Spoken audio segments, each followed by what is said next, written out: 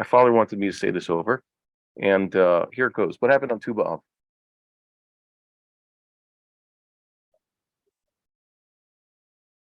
Yeah, okay. It says Vayich Asher Tamu. Once all the generation of the Exodus had died out, so God started speaking to Moses again. His career as a prophet spanned all but 3 years, according to the Torah, at least, in the way the sages understand it. Moses was a prophet for 3 years, actively, just 3 years. The year before the Exodus, no, actually, technically 4. Here's how it goes: the year before the Exodus, that is leading up to the Exodus, is about a year, not even.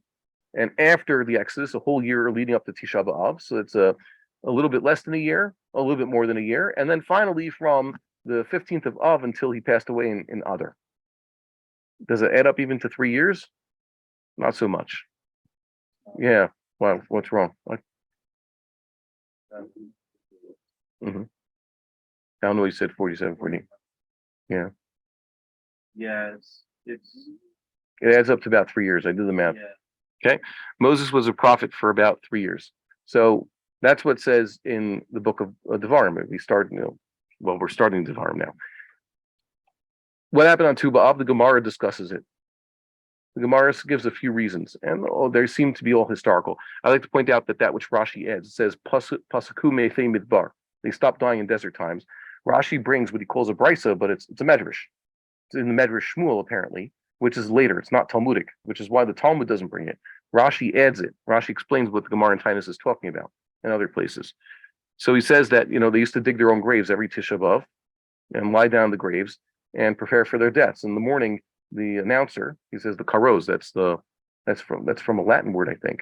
It's not Hebrew. Mahachriz is not a Hebrew shoresh. And he announced that, okay, those who are living separate from the dead, get up and go. And that's what happened every Tisha B'Av. And who basically, Tisha B'Av is the yurtzeit of all the men who had to pass away during that generation.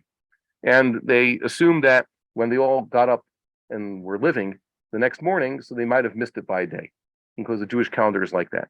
What? Yeah, the last year. So the 15th of Av, they realized full moon. Okay, it must have stopped. That's not pshat. Why is that not pshat? It says pasaku mefei midbar. Without this midrash, we would assume that people die in their own time, not that everybody has to die only on Tisha B'Av, and that they stopped dying then.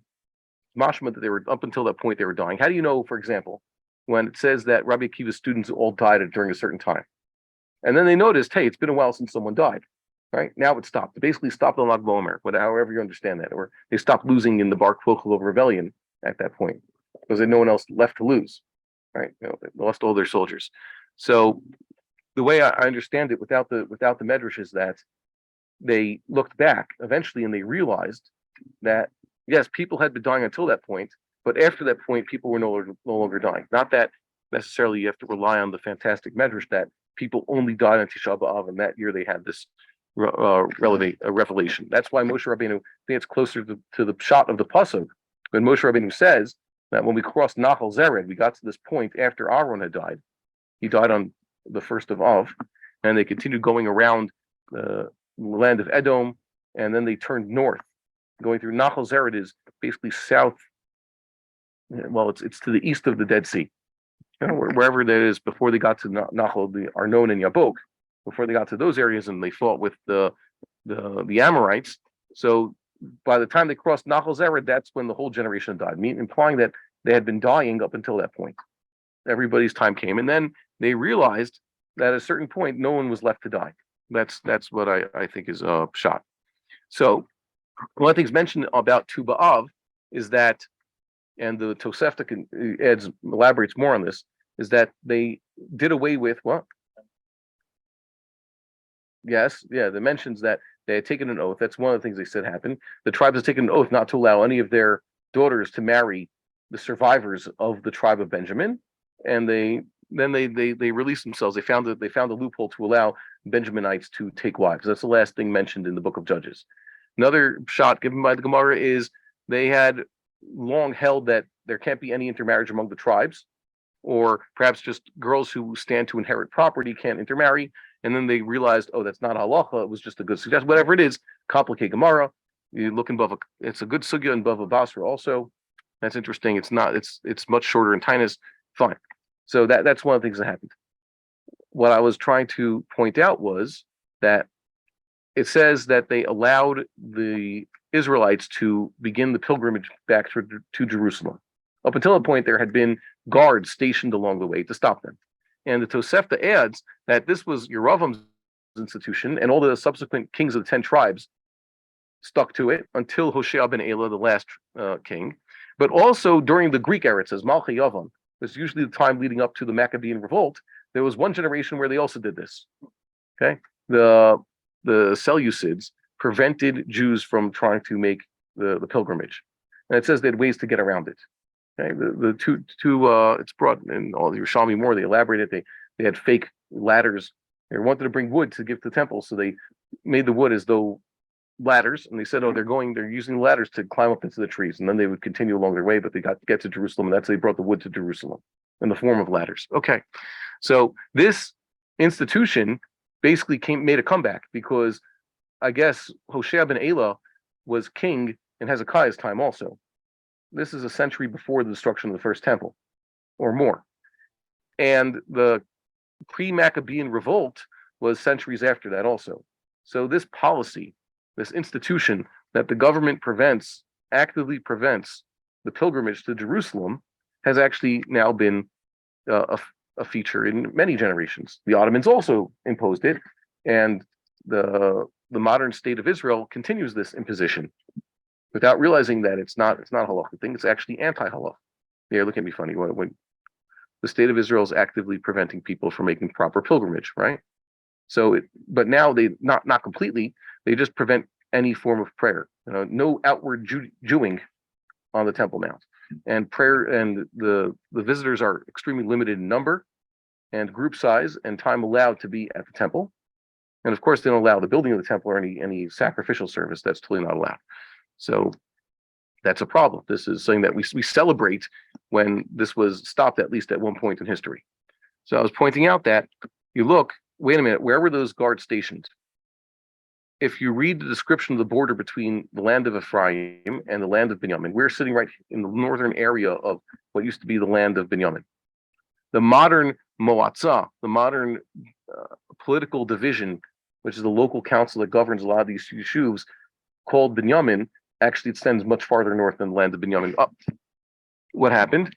The modern land of Binyamin is a little bit bigger than it used to be in the olden days, at least in certain directions. The ancient border between Ephraim and Binyamin, Ephraim was to the north, basically is described in the book twice. In the book of Yoshua, is just north of here. Where is it? If you're driving, I was telling you, go on the Route 60, which is a north-south route around to these parts, basically follows an ancient path known as Derech HaAvot. It connects, basically, it used to be the main route that always started all the way in Damascus, but it mostly connects Shechem with all the way down to Hebron and all the way to Beersheba. So you could take this route nowadays. You drive on Route 60. Right now, Route 60 connects Shechem and beyond parts and Tapuach. It goes past Ariel, Eli, Shilo, Ophrah, Beit El, Kochav Yaakov, Shar Binyamin. It goes into Jerusalem, and it continues in Jerusalem south toward the Gush. And it goes past the Gush to Hebron. So that's Route 60, and it continues past Hebron. The north-south border, the east-west border between Ephraim and Menashe approximates a road that now goes from Route 60, at the Tzomet, at the intersection called Givat Asaf. Givat Asaf is a real nothing of a yeshuv because they don't allow them to build real permanent buildings, so it's all trailers.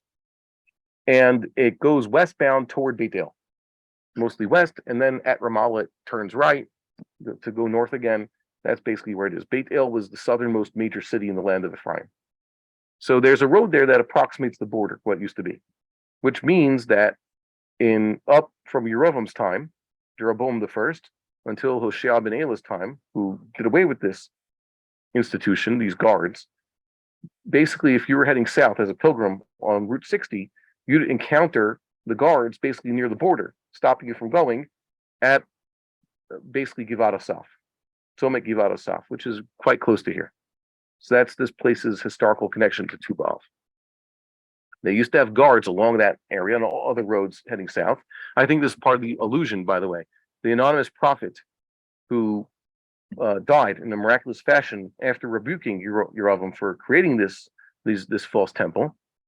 So what happened to him? He was bidden by God not to eat anything and not to drink anything, and also not go back the exact way he came. Take a different route home. Why was he supposed to go back a different way? Now, the eating and drinking thing, I can understand. Why would God tell him no eating and drinking? Whatever the prophet is told to do is demonstrative of the prophecy. When God says it connects it to the prophecy, it's not just shtick. The prophet is told to physically do something to show that this is true. Why would the prophet be told no eating and no drinking? Basically, fast your way while you're going there. Two purposes. One, they were basically celebrating a new festival in Beit El. Yeravim's declaring a festival. How do you celebrate a festival? By eating and drinking. And the opposite of festival is fasting. The opposite. So what the prophet was supposed to show them is this isn't the time. This isn't a new holiday that Yeravim's created in the 8th month on the 15th, replacing Sukkot. No, he's trying to show them this is not. This is verboten. You're not supposed to be doing this. Not even supposed to be. You should be fasting for your sins for what you've done.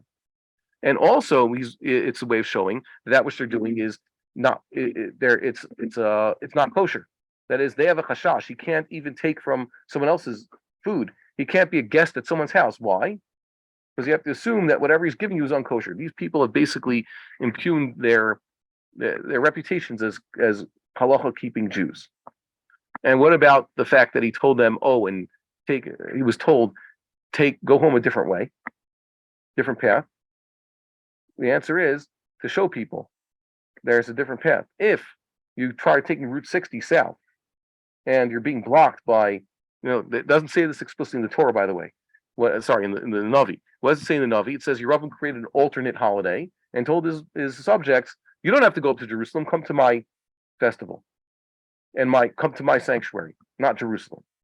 It doesn't say anywhere in Tanakh that he also imposed this limit on them, that he didn't let them go, or that he had some sort of impediment stationed there. That's what the sages add. The Navi is trying to show them something, hint at something. He's trying to show them that they could go on different roads. If you find that your regular Route 60 has a strong contingent of guards who are preventing the pilgrims from going there, so try to find a different way. Now nowadays you really can't. You know how they used to get from this yeshuv to Jerusalem? Now we take the 60 via what's called the Ramallah bypass route, which basically leaves Jerusalem on the northeast side. If you look on the map, people leave Jerusalem going northeast, and then they head north, and then they head west into Kochav Yaakov. The faster way would just take the actual 60, which goes north through the Neve Yaakov and Kalandia, and then goes through Albira and Ramallah. And indeed, up until Baruch Hashem, the Oslo peace process, and peace broke out throughout the country. Okay, before peace, it used to be all the buses to this yeshuv came through Ramallah, and that's where people used to do their shopping. You know that people used to go through Ramallah. That was in the old days. And then peace broke out, and became basically dangerous. Okay, and much people talk about dangerous neighborhoods in New York. I drove through them, years and years. People, nothing ever happens to them ever. Dangerous neighborhoods, New York. But people drive into Ramallah, they're dead. That's a dangerous neighborhood, an actual dangerous neighborhood. So they used to have this alternate route, and they specifically built this bypass road. And now the shopping at Shar Binyamin, and it killed the economy in Ramallah because peace happened. And someone's writing here. I lived in Beit El in '93. We drove through Ramallah to get there. Yes, Beit El also has access through the Ramallah. So these are basically the back roads now. So the Navi was trying to show them, by God's command, take a different route home. You came one way. People know you came there. He's known as the prophet who came from Judah. Let him go back another way. Show them, I will not eat and I will not drink. The prophet's not eating and drinking until he gets home, and he's going back another way. He's trying to show them this is the path. I came one way, and another way. There's other ways. Try to get around these guards. And indeed, one example: who was the most famous pilgrim to Jerusalem, who lived up north in Galil, who made it to Jerusalem for pilgrimage and thus became a prophet? says about Yonah. Yonah has his own book. He's also mentioned Sefer Malachim as predicting great victories for the second Yerovam. Now, Yerovam II was a great man, at least by these standards. But still, he continued like his predecessors. He didn't allow the Aliyah. That was his one explicit sin. But he was a great king who extended the borders back to the way it was in King David's time. So that's Yonah mentioned the second time. And then the Gemara, it says that Yonah was inspired, became basically a Navi when he attended Simchas Beis HaShoeva. That was in First Temple times. But it says he was from Gath Hefer. He lived up north. So he made it. He made it to the temple. And so did his wife. So, they were able to do it. It wasn't impossible. We would like to encourage our viewers to share these videos with friends and send in your responses. If you would like to obtain Birkon Nusach Eretz Yisrael or invite the rabbi for a speaking engagement, please email us at office@machonshilo.org.